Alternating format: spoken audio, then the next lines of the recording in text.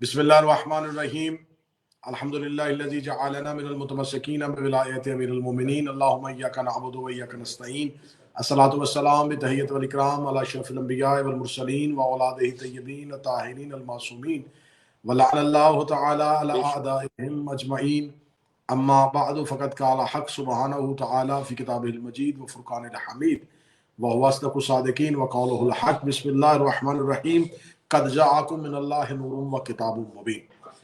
ولایت علی 313 چینل کے توسل سے آپ کی بارگاہ میں آپ کی توجہات اور آپ کی سماعتوں کو ہم آج کا جشن جو کہ منسوب اور مخصوص ہے فاتح کربلا، فاتح نینوا، سرکار باب الہوائے ابو الفضل العباس علمدار علیہ السلام کے ساتھ ہم اس جشن پہ آپ دیکھنے والے تمام ناظرین، سننے والے تمام سامعین کی بارگاہ میں ہدیہ مبارکباد پیش کرتے ہیں۔ میری دعا ہے کہ آج کے اس جشن کے طفیل، آج کے اس جشن کی برکت سے میرا مالک ہمارے برادر اکبر جناب سید انتصار شاہ صاحب کی توفیقات میں اضافہ فرمائے، اور ان کی ہمشیرہ اور ان کے بھائی نادر اور ان کے علاوہ جتنے بھی ان کے متعلقین، ان کے خانوادہ کے جتنے احباب ہیں، میرا مالک ان تمام کی توفیقات میں اضافہ فرمائے۔ ہماری جس بہن نے آج اپنے گھر میں سرکار باب الہوائے ابو الفضل العباس کا علم مخصوص کیا ہے، میری شہزادی، ان کے اس گھر کو ہمیشہ ان کے لیے باعث سے برکت فرمائے۔ میرا مالک تمام دیکھنے والوں کی جتنی بھی حاجات ہیں باب الہوائے کی بارگاہ میں، وہ تمام حاجات جو ہیں وہ شہزادی ام البنین کی مسکراہٹ کے صدقے میں میرا مالک قبول و منظور فرمائے۔ آج کا جشن، آج کی گفتگو حضرت ابو الفضل العباس علیہ السلام پہ گفتگو ہے، تو گفتگو کا آغاز کچھ اس انداز سے کرتے ہیں کہ زبان بالکل جبرائیل کی طرح کانپ رہی ہے اور الفاظ افکار کے سدرہ پہ رکے کھڑے سوچ رہے ہیں کہ کس بارگاہ میں ہم پیش ہونے کے لیے جا رہے ہیں۔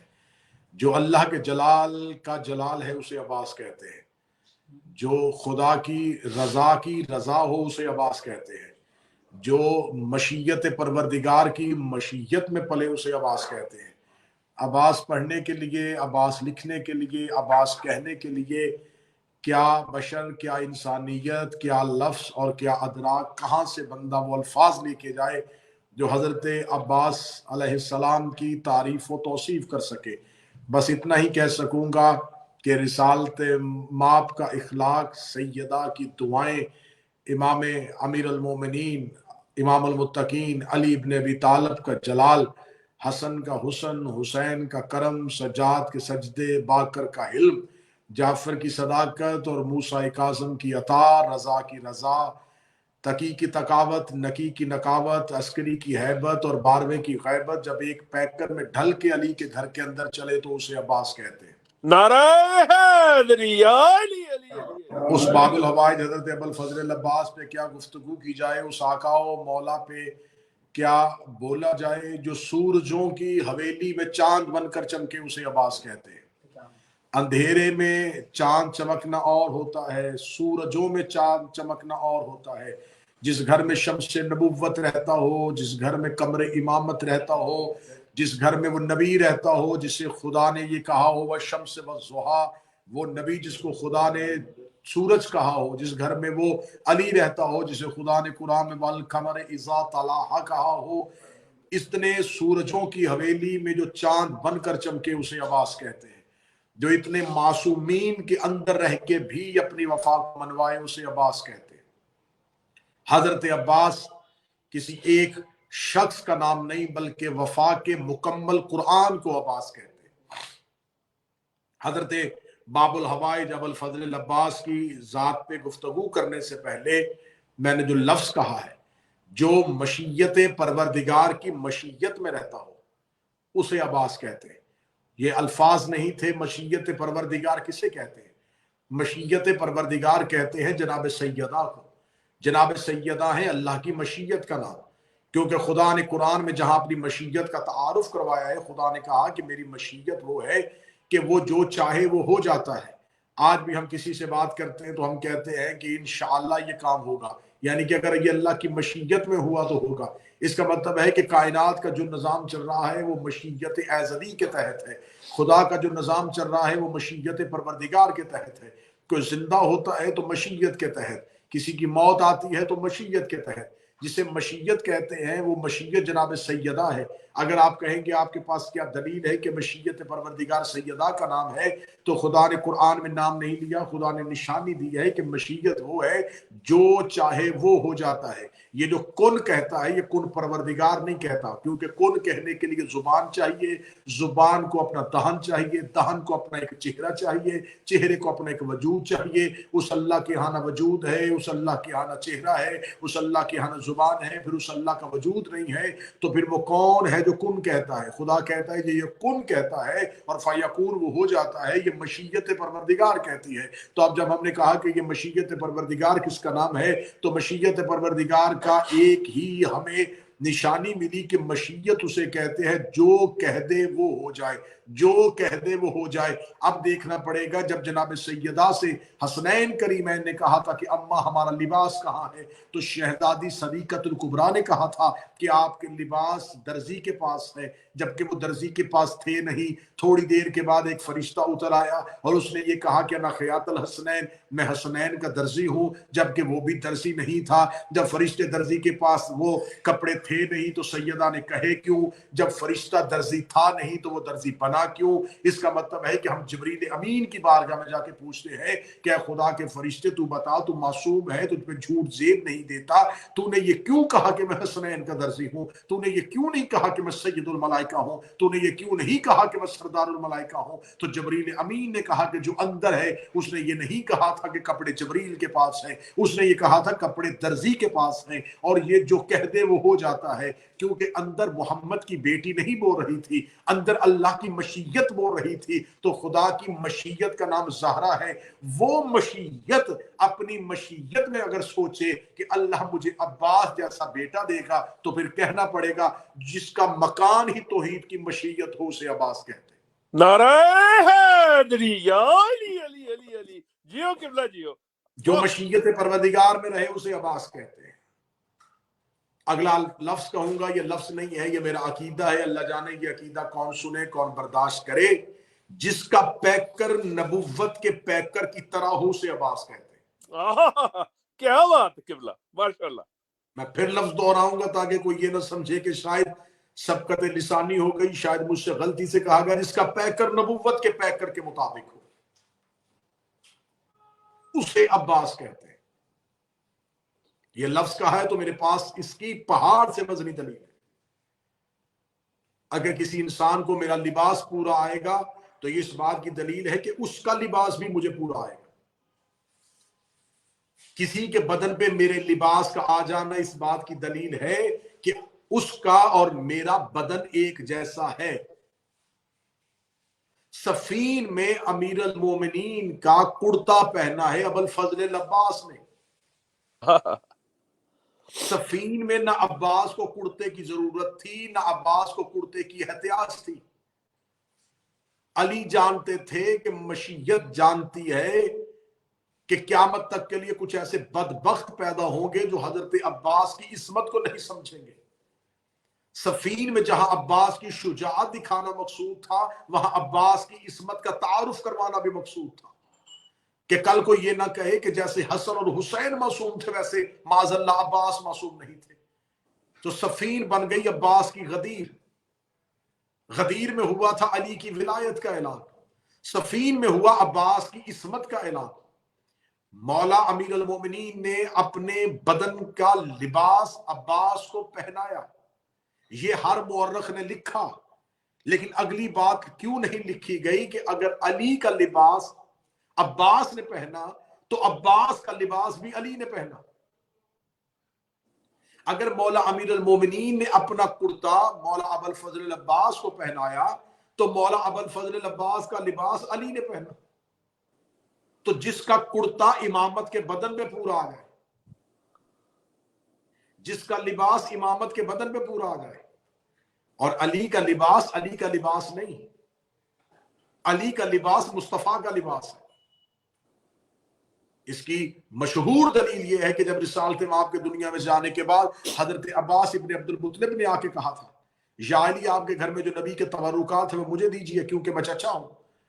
सरकार अमीर अल-मोमिनीन ने तबरुकात वाला संदूक उठाया, हजरत अब्बास इब्न अब्दुल मुत्तलिब के सामने रखा और खोल के नबी वाला अमामा सर पे उनके रख दिया और नबी की अबा उनके कांधे पे रख दी। उन्होंने कहा उठिए। वो उठना चाहते थे, नहीं उठ पाए। जब वो उठ नहीं पाए तो उन्होंने कहा कि ऐ अली, तुमने मेरे सर पे क्या रख दिया, ये वजन मुझसे उठाया क्यों नहीं जा रहा। किताबें कहती हैं कि मौला अमीर अल-मोमिनीन ने हसन को आवाज दी, हसन बेटा मेरे करीब आ। वही लिबास हसन के बदन पे रखा, वही अमामा हसन के सर पे रखा और फरमाया अब हसन जरा चचा अब्बास को चल के दिखाइए। हजरत मौला हसन ने चलना शुरू किया। फिर बचपन के हुसैन को बुलाया, हुसैन को बुला के वही अमामा हुसैन इब्न अली के सर पे रखा, वही लिबास हुसैन इब्न अली को पहना के कहा जरा आप चलिए। हुसैन ने चलना शुरू कर दिया। अमीर अल-मोमिनीन ने वही अमामा अपने सर पे रखा, वही लिबास खुद पहना और मौला अमीर अल-मोमिनीन ने चलना शुरू किया। हज़रत अब्बास इब्न अब्दुल मुत्तलिब अपनी जगह से उठे और उठ के जाने लगे। मौला अमीर अल-मोमिनीन की आवाज़ है, चचा अब्बास कहाँ जा रहे हैं? फरमाया हैरान इस बात पे नहीं हो रहा कि ये वजन मुझसे नहीं उठाया गया, आपके हसन ने कैसे उठाया, आपके बचपन के हुसैन ने कैसे उठाया। सवाल मेरे ज़हन में यहाँ रसूल का चचा होने के बावजूद पैदा हो रहा है कि जैसा लिबास आपको पूरा आया वैसा ही हसन को पूरा आया, वैसा ही हुसैन को पूरा आया। ये लिबास हुसैन के बदन पे आके सुकड़ जाता था, आपके बदन पे आके फैल जाता था। अमीर अल-मोमिनीन ने फरमाया ए चचा अब्बास, आपकी नजरें लिबास के सुकड़ने और फैलने को देख रही थी, आप लिबास का सुकड़ना और फैलना ना देखिए। आप ये मानिए कि मोहम्मद का बदन हमारा बदन है, हमारा बदन मोहम्मद का बदन है। जैसा मुस्तफा का बदन था वैसा हुसैन का बदन है, जैसा मुस्तफा का बदन था वैसा हसन का बदन है, जैसा मुस्तफा का बदन था वैसा अली का बदन है। तो इस वाक़े ने साबित कर दिया कि अली का बदन मोहम्मद का बदन है। वो जिस बदन को मोहम्मद का बदन कहा गया उसी बदन का कुर्ता अब्बास के बदन पे आया, तो फिर मानना पड़ेगा जिसका पैकर नबुव्वत के पैकर के मुताबिक हो उसे अब्बास कहते हैं। नारे हैदरी अली अली अली अली अली, क्या बात है किबला। जिसका कद नबुव्वत के कद के मुताबिक हो उसे अब्बास कहते हैं। सिर्फ अब्बास के मिजाज इमामत से नहीं मिलते, अब्बास का पैकर भी इमामत से मिलता है। रजब के बाद शाबान आया। 13 रजब को हर शिया ने कहा अली अल्लाह के घर में आए, अली अल्लाह के घर में आए। शाबान में आके सारे शिया खामोश हो गए। मैं शाबान में ये जुमला, मैं इमाम हुसैन का नौकर होने की हैसियत से अपने खाते डाल के मैं ये जुमला कह देता हूं। हसन भी अल्लाह के घर में आए, हुसैन भी अल्लाह के घर में आए, अब्बास भी अल्लाह के घर में आए। सिर्फ अली ही अल्लाह के घर में नहीं आए, क्या बात। अब्बास भी अल्लाह के घर में आए। आप मुझसे पूछिएगा कि आपने ये कैसे कह दिया कि अब्बास भी अल्लाह के घर में आए। अली का घर ही अल्लाह का घर है। क्या बात है किबला, बहुत खूब।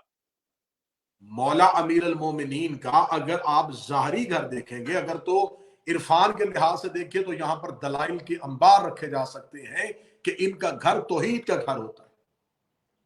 मैंने अपनी किसी पिछली गुफ्तगू में आपके सामने कहा था कि हजरत अबू जर ने मौला अली से कहा था कि या अली आपकी छत को दुरुस्त करूं, तो फरमाया किस छत की बात कर रहा है? ये तिनकों की छत? हमारे घर की छत अर्श इलाही है, हम आले मोहम्मद अर्श इलाही के नीचे रहते हैं। तो ये तो है एक बातिन। अगर जाहिर भी देखा जाए तो ज़ाहिर अहले सुन्नत किताबों में भी लिखा हुआ है, लेकिन अहले सुन्नत किताबों के लिखने में और हमारे अकीदे में थोड़ा फर्क है। वो कहते हैं कि मौला अली के घर का दरवाजा मस्जिद नबवी में खुलता था। मैं हमेशा ये जुमला कहा करता हूं कि मौला अली का घर मस्जिद में नहीं था, मस्जिद अली के घर के अंदर थी। बेशक बेशक।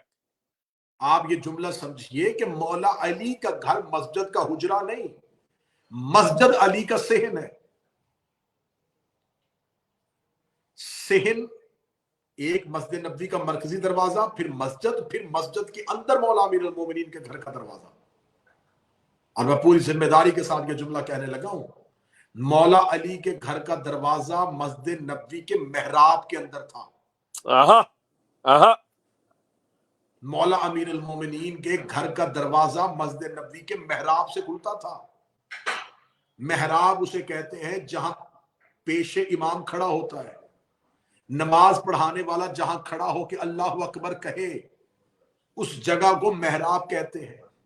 محراب ہمیشہ ہوتی ہے رخ قبلہ پہ، محراب ہمیشہ ہوتی ہے قبلہ کے رخ پہ۔ اللہ جانے میں جملہ سمجھا سکا ہوں یا میں خود ہی اپنی روحانیت میں لطف لے رہا ہوں۔ علی کے گھر کا دروازہ مسجد نبوی کے محراب میں کھلتا تھا، مسجد نبوی کے محراب میں تھا مصلی امامت، اس مصلی پہ کھڑے ہوتے تھے نبیوں کے سردار، اس کے پیچھے تھی صفیں، ان صفوں میں کھڑے ہوتے تھے صحابی، صحابی سجدہ کرتے تھے مصطفیٰ کے پیچھے، مصطفیٰ سجدہ کرتے تھے محراب میں، محراب تھا علی کے گھر کے دروازے میں۔ تو اب مجھے جملہ کہنے کی اجازت دیجیے گا کہ مسلمانوں کا سر جسے جھکتا تھا وہ کعبہ بعد میں آتا تھا، علی کا گھر پہلے آتا تھا۔ نعرہ حیدری جیو یا علی علی علی مولا علی کا گھر کا دروازہ مسجد نبوی کے محراب میں کھلتا تھا۔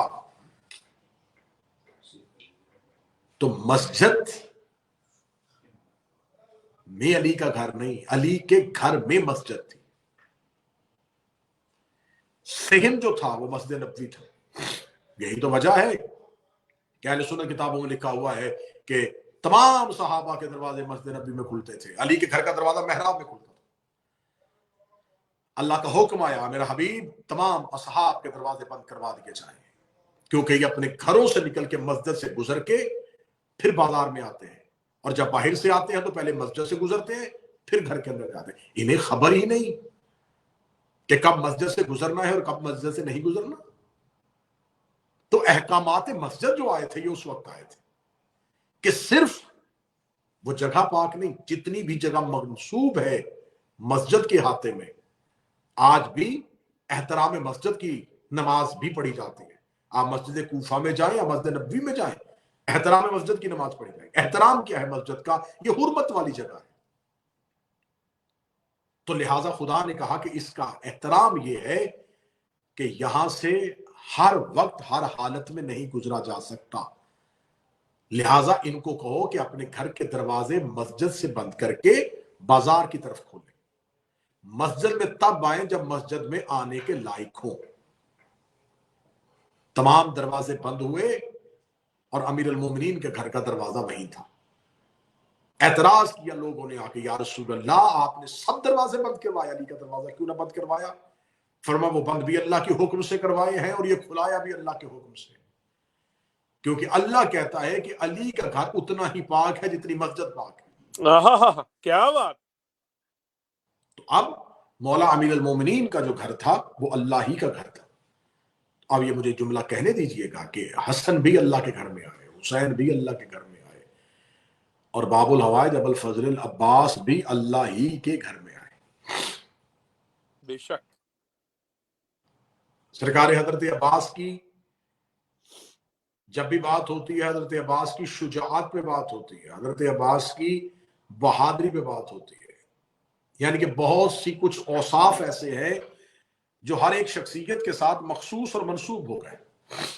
صبر سید الساجدین کے ساتھ منسوب، کرم حسین ابن علی کے ساتھ منسوب، زہد خاموشی استقامت حسن ابن علی کے ساتھ منسوب، علم مولا علی کے ساتھ منسوب۔ جب اوصاف تقسیم کیے گئے تو جو مخلوق نے حضرت عباس کے حصے کے وصف کو مظاہر کیا وہ شجاعت۔ لیکن میں یہ سمجھتا ہوں کہ یہاں بھی ہم محبت میں کہیں ہم سے تقصیر ہو جاتی ہے، ہم لڑنے کو شجاعت کہتے ہیں، لڑنا شجاعت نہیں۔ حضرت عباس تو صرف صفین ہی میں لڑے تھے، تو کیا ہم یہ کہیں گے حضرت عباس جو تھے وہ لڑنے کی وجہ سے شجاع ہوئے تھے؟ نہیں۔ بہترین جملہ ہے، اگر کوئی ایک بھی اہل زبان اور اردو ادب سمجھنے والا ہوا تو اس جملے کی قدر کرے گا۔ عباس کی شجاعت کا قرآن احترام حسین میں جزدان سے باہر نکلا ہی نہیں تھا۔ کیا بات ہے قبلہ، سبحان اللہ۔ اوہو، لڑتا ہوا عباس تو مخلوق کی نظروں نے دیکھا ہی نہیں تھا۔ حضرت عباس کی شجاعت کا قرآن احترام حسین میں غلاف سے باہر آیا ہی نہیں۔ تو پھر تاریخ کے مورخ نے عباس کو شجاع کیوں لکھا؟ عباس کی خاموشی کو عباس کی شجاعت کہا گیا، عباس کی چپ کو عباس کی شجاعت کہا گیا۔ تب بول کے بتاؤ، جس کی چپ شجاعت ہے اس کی شجاعت کیا ہوگی؟ واہ، میں جملہ پھر کہتا ہوں، جس کا نہ لڑنا بہادری ہے اوہ، اس کا لڑنا کیا ہوگا؟ کیا بات ہے قبلہ، جیے جیے۔ حضرت باب الحوائج ابو الفضل العباس، پھر میں نے لفظ کہہ دیا تو مجھے پھر جملہ یاد آ گیا، باب الحوائج، بے شک، اللہ کے دروازے۔ سرکار باب الحوائج کو ہی باب الحوائج مولا امیر المومنین اللہ رسالت مآب نے امیر المومنین کے کہا، یا علی انا دار الحکمہ والی بابوہا، میں حکمت کا شہر ہوں، علی اس کا در ہے۔ انا مدینۃ العلم والی بابوہا، میں علم کا شہر ہوں، علی اس کا در ہے۔ رسالت مآب نے 2 حدیثوں میں علی کو دروازہ کہا۔ علی بھی دروازہ ہے، عباس بھی دروازہ ہے۔ دونوں دروازوں میں فرق کیا ہے؟ گھروں کا دروازہ ایک ہی ہوتا ہے، دروازے کے اندر دروازہ نہیں ہوتا، لیکن بادشاہوں کے دروازوں کے اندر بھی دروازے ہوتے ہیں۔ بڑا دروازہ ہر عام کے لیے نہیں کھلتا، بڑا دروازہ صرف خاص کے لیے کھلتا ہے، اور اس دروازے کے اندر چھوٹا دروازہ جو ہے وہ ہر عام کے لیے بھی کھل جاتا ہے۔ علی ہے اللہ کا مرکزی دروازہ، عباس ہے اس دروازے کے اندر دروازہ، آہا جو آہا، صرف نبیوں کے لیے کھلے اس دروازے کو علی کہتے ہیں، جو ہم جیسے نوکروں کے لیے بھی کھل جائے اس دروازے کو عباس کہتے ہیں۔ نعرہ حیدری، یا علی یا علی، لبیک یا عباس، لبیک یا عباس، لبیک یا عباس۔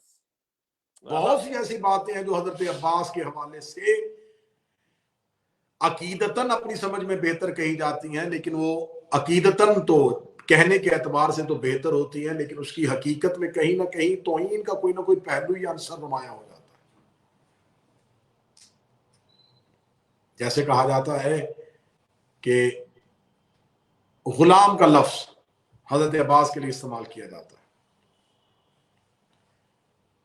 تو غلام کس کے؟ حسین کے۔ تو یہ ہے حضرت عباس کا وقار کہ جس کو سردار بھی غلام نہ کہے۔ اوہ، پوری زندگی میں، پوری سوانح حیات مجھے کوئی کھول کے بتائے کہ پوری زندگی میں مولا حسین نے حضرت عباس کو غلام کہہ کے بلایا۔ بالکل ایسے ہی ہے جیسے علی اپنے آپ کو رسول کا غلام سمجھ کہتے تھے، لیکن رسول علی کو غلام نہیں کہتے تھے۔ اس وجہ سے نہیں کہتے تھے کہ اگر یہ صرف تاریخ کے الفاظ ہیں، یہ جان بوجھ کے یہ الفاظ کہے گئے ہیں کہ مولا علی جو تھے وہ اپنے آپ کو کہتے تھے کہ میں تو غلاموں میں سے ایک غلام ہوں۔ غلام کا لفظ کہاں آیا؟ عبد کا لفظ آیا، انا عبد من عبید محمد، میں ویسا عبد ہوں جیسے محمد کے عبد ہیں۔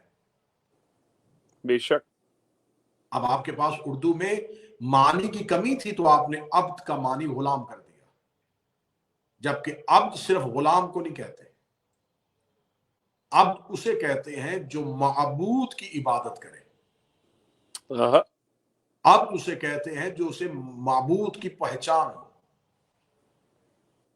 تو پھر اگر عبد صرف عبادت کرنے والے کو کہتے ہیں تو پھر آپ خود کو عابد کیوں کہتے ہیں؟ عابد کا ترجمہ بھی عبادت کرنے والا، عبد کا ترجمہ بھی عبادت کرنے والا، عابد اور ہے، عبد اور ہے۔ یہاں قرآن سے ثابت کرتے ہیں کہ رسول نے کہا، خدا نے کہا میرا محمد ان سے کہہ دے کہ میں بھی بشر ہوں، تو اس سے مراد ترجموں میں لکھا گیا کہ رسول نے اپنے آپ کو بشر کہا۔ یہ بشر کہہ کون رہا ہے؟ اللہ۔ جسے مخلوق بشر کہے وہ اور ہوتا ہے، جسے اللہ بشر کہے وہ اور ہوتا ہے۔ کن جیسا بشر ہوں یہ تو آپ نے واضح نہیں کیا۔ تو یہاں اگر آپ نے عبد سمجھنا ہے کہ عباس کس کا عبد تھا، تو آئیے عبد سمجھنے کے لیے پہلے مقام عبد کو سمجھے کہ مقام عبد کیا ہے۔ پورے قرآن میں خدا نے یا ایھا الرسول، یا ایھا المزمل، یا ایھا المدثر، یاسین، اے میرا رسول، یہ سارے القابات کے ساتھ پکارا۔ ایک موقع ایسا آیا جہاں پر خدا نے اپنے نبی کو معراج پہ بلایا۔ جب معراج پہ بلایا تو خدا نے یہ نہیں کہا کہ میں نے اپنے نبی کو معراج پہ بلایا، میں نے اپنے رسول کو معراج پہ بلایا، میں نے اپنے محبوب کو معراج پہ بلایا۔ فرمایا سبحان الذی اسری بعبدہ، میں نے اپنے عبد کو اٹھایا۔ یعنی کہ خدا جب گفتگو معراج کی کرتا ہے تو پھر مصطفیٰ کا تعارف عبد کہہ کے کرواتا ہے۔ اس کا مطلب ہے کہ عبد کا کرائیٹیریا یہ ہے کہ عبد اسے کہتے ہیں جو اللہ سے ڈائریکٹ ہم کلام ہو، کیا بات، جو بغیر وسیلے کے خدا سے ہم کلام ہو، اسے عبد کہتے ہیں۔ ہم نے اپنے عبد کو بلایا۔ معراج ہے مقام عبدیت۔ اب جس نے بھی عبد سمجھنا ہو اسے نبی کی معراج سمجھنی ہوگی، جسے اللہ اپنے ساتھ گفتگو میں بغیر وسیلے کے بلائے، اس عبد کو مصطفیٰ کہتے ہیں۔ جسے مصطفیٰ بغیر وسیلے کے اپنے ساتھ بلا فصل کرے، اس مصطفیٰ کے عبد کو علی کہتے ہیں، اور جس عبد کو حسین بلا فصل رکھے اسے عباس کہتے ہیں۔ نعرہ حیدری، یا علی علی علی علی علی، کیا بات ہے قبلہ، سبحان اللہ۔ جی سلامت رہے۔ اب سمجھیے عباس کسے کہتے ہیں۔ عباس حسین کا ویسا عبد ہے جیسے علی مصطفیٰ کے عبد ہے۔ علی مصطفیٰ کے ایسے عبد ہیں جیسے مصطفیٰ اللہ کے عبد ہیں۔ عبد اسے کہتے ہیں جسے وسیلے کی ضرورت نہ ہو، جو کسی چیز سے بلا فصل ہو جائے۔ اللہ نے معراج میں نبی کو بلا فصل کیا تو عبد کہا، نبی نے علی کو بلا فصل کیا تو عبد کہا، حسین نے عباس کو بلا فصل کیا تو عبد کہا۔ اب مجھے نہیں پتا کہ فتوے کی دکان کھلے گی یا چہرے پہ یا ماتھے پہ شکن آئے گا، جسے خدا اپنی قرب میں لا کے اسے اپنے جیسا اپنا نفس اور اپنا جلال اور اپنی محبت کہہ دے، اسے مصطفیٰ کہتے ہیں۔ جسے مصطفیٰ اپنے سینے کے ساتھ لگا کے علی و منی کہہ دے اسے علی کہتے ہیں، اور جسے حسین اپنے بدن کا حصہ بنا دے اسے عباس کہتے ہیں۔ جیسی نسبت مصطفیٰ کو اللہ سے تھی ویسی ہی عباس کو حسین سے تھی۔ نعرہ حیدری، یا علی علی علی علی، کیا بات ہے قبلہ جی۔ پھر اگلا جملہ کہنے دیجئے گا، اللہ کے پیغمبر کو محمد کہتے ہیں، اب حسین کے پیغمبر کو عباس کہتے ہیں۔ کیا بات، کیا بات جی قبلہ۔ جیسے مصطفیٰ توحید کا مزاج سمجھتے تھے ویسے عباس حسین کا مزاج سمجھتے تھے۔ اب آپ نے سمجھا کہ عبد کسے کہتے ہیں۔ عبد سے مراد نوکر نہیں، نوکر اور ہوتے ہیں، غلام اور ہوتے ہیں، عبد اور ہوتے ہیں۔ مولا عباس کہتے ہیں میں حسین کا عبد ہوں، علی کہتے ہیں میں مصطفیٰ کا عبد ہوں، مصطفیٰ کہتے ہیں میں پروردگار کا عبد ہوں۔ ان عبدوں کی حویلی میں ایک ابا عبداللہ بھی ہے جسے حسین کہتے ہیں۔ جب آپ مصطفیٰ کی عبدیت سمجھیں گے، علی کی عبدیت سمجھیں گے، حسین کی عبدیت سمجھیں گے، جب آپ کے پاس اتنے زیادہ عبد آ جائیں گے تو پھر آپ کو نماز میں جملہ سلام میں کہنا پڑے گا السلام علینا وعلی عباد اللہ الصالحین۔ جی قبلہ، میرا سلام ہو ان پہ۔ زیارت میں نماز میں جو سلام پڑھا جاتا ہے تشہد میں بیٹھ کے، وہ پہلا سلام تو نبی کو پڑھا جاتا ہے، پھر دوسرا سلام ان عبدوں کو پڑھا جاتا ہے، ان عباد صالحین کو پڑھا جاتا ہے، ان عبدوں کی حویلی کی طرف پڑھا جاتا ہے جہاں بہت سے عبد رہتے ہوں۔ السلام علینا، علیہ نہیں، السلام علینا، السلام علی نہیں، یا واحد نہیں، علینا جمع کا صیغہ۔ میرا سلام ہو ان عبدوں پہ، ان عباد پہ جو صالحین میں۔ تو آپ کیا کہیں گے؟ آپ کہتے ہیں میں آپ کو نماز میں عباس دکھاتا ہوں۔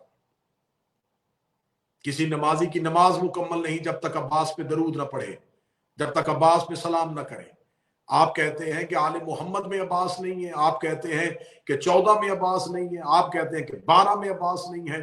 ہر مومن کی نماز میں عباس ہے، کیونکہ مومن جب نماز پڑھتا ہے تو تشہد میں نبی کے سلام کے بعد کہتا ہے السلام علینا وعلی عباد اللہ الصالحین، اے وہ صالحین عبدو آپ پر میرا سلام ہو۔ تو آج بھی کربلا میں چلے جائیں، حضرت ابوالفضل العباس کی زیارت کے لیے جو پہلا جملہ پڑھا جاتا ہے وہ جملہ پڑھا جاتا ہے السلام علیک ایھا العبد الصالح، اے عبد صالح تجھ پر میرا سلام ہو۔ تو اس کا مطلب ہے ہر نمازی مصلی پہ تشہد میں عباس کو سلام کرتا ہے۔ اللہم صلی اللہ محمد علیہ محمد۔ جیو قبلہ جیو، کیا بات۔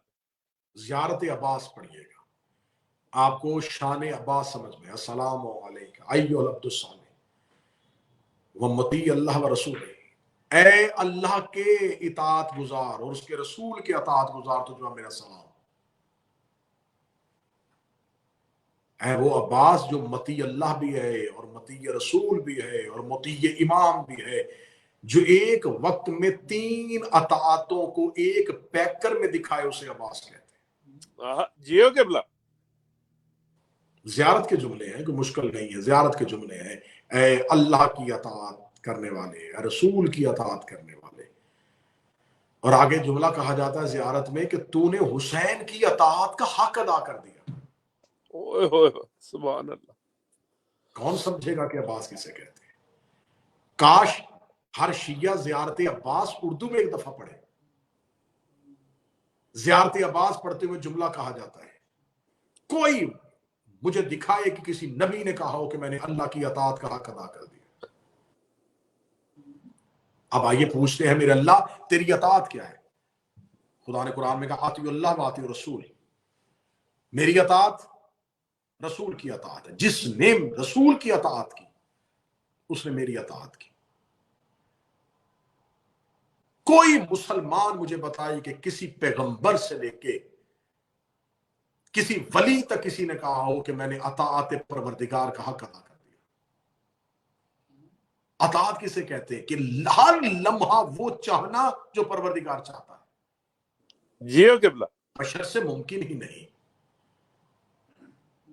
انبیاء سے ممکن نہیں کہ یہ کہیں کہ ہم نے حق ادا کیا۔ اطاعت میں رہے ہیں انبیاء، کسی نبی کا فعل اطاعت الہی سے خالی نہیں ہے۔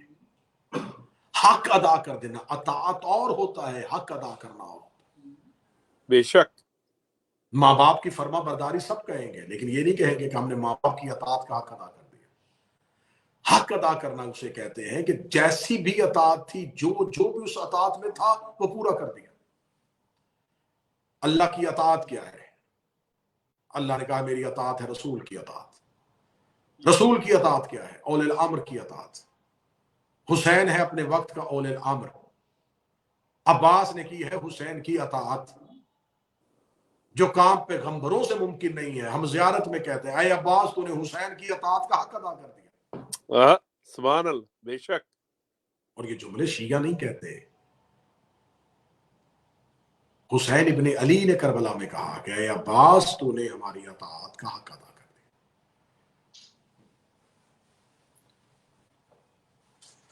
باب الحوائج، مطیع اللہ و رسول و اولی الامر، اور پھر اپنے وقت کا محمد۔ ابھی تک حضرت عباس علیہ السلام کی زندگی جب بھی پڑھی جاتی ہے تو بہت سے گوشے اور کونے ابھی خالی ہیں۔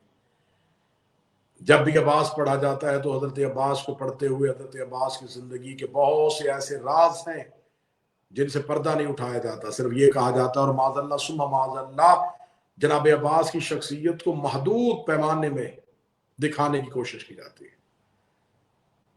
جب تاریخوں میں ایسا لکھیں گے تو پھر یہ زبانیں ایسا پڑھ لیں گی کہ معاذ اللہ ثم معاذ اللہ معصوم نہیں تھے۔ عصمت کے قوانین ہیں. معصوم کا لباس صرف معصوم پہنتا ہے. عباس معصوم نہ ہوتے تو علی کا لباس کیسے پہنتے؟ یہ عام سطح کی بات ہے، عمومی بات ہے، لیکن سننے والوں میں سارے مخصوص نہیں ہوتے، کچھ عوام بھی ہے تو ان کے لیے جملہ کہنے لگا.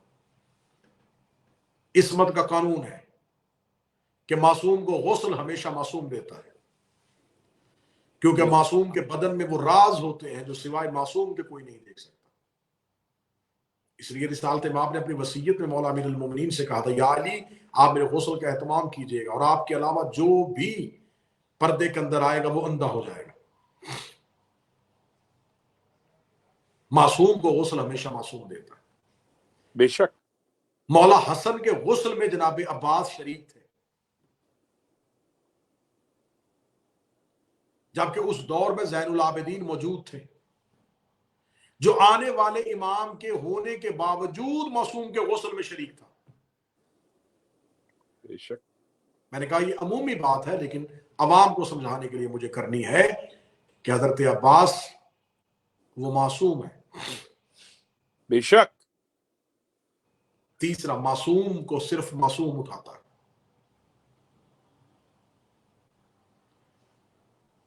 اگلی عصمت کی دلیل یہ ہے کہ عباس وہ معصوم ہے جس کی عصمت کی گواہی زہرا نے دی. آہا آہا. بے شک. جناب سیدہ کے ساتھ منسوب ہے حضرت عباس، کیونکہ جناب سیدہ نے خود کہا ہے کہ عباس میرا بیٹا ہے. پھر جناب سیدہ نے خود کہا ہے، جناب سیدہ کی جو وصیتیں ہیں وہ وصیتیں پڑھیے گا، اور وصیتوں میں ایک وصیت ہے مولا علی کو کہ اگر میرے بعد فتح ملے تو اس میں اولاد عباس کا حصہ رکھنا. عباس جناب سیدہ کی میراث میں شریک ہے. آہا. بے اب شک. آپ مجھ سے سوال کریں کہ حضرت عباس سیدہ کے بیٹے کیسے؟ میں ایک ہی لفظ کہوں گا اور اس لفظ کو ہی اہل اشارہ سمجھ جائیں گے.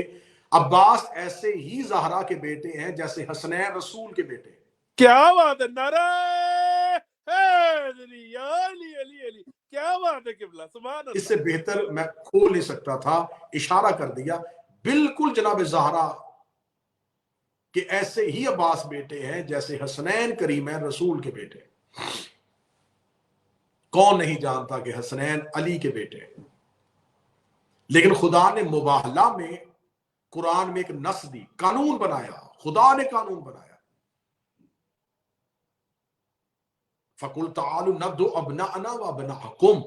یہ اپنے ابن لے کے آئے، ہم اپنے ابن لے کے آتے ہیں، ہم اپنے بیٹے لے کے آتے ہیں. ان بیٹوں میں